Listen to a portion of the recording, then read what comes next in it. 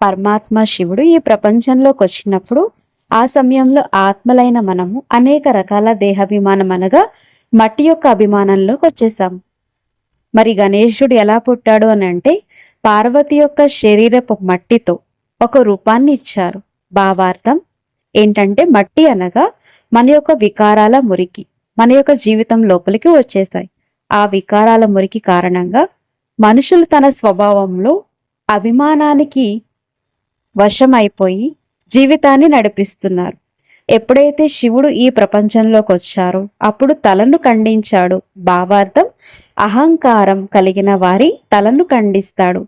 హత్య చేసే విషయం కాదు, అన్ని ప్రాణుల్లో కూడా బుద్ధిశాలి ప్రాణి అంటే ఏనుగు. భావార్థం జ్ఞానయుక్తి బుద్ధి యొక్క వరదానం అనగా ఆత్మ జ్ఞానం ఉదయిస్తుంది. ఇవన్నీ ఈశ్వరుడు వరదాన రూపంలో తల మీద పెడతాడు.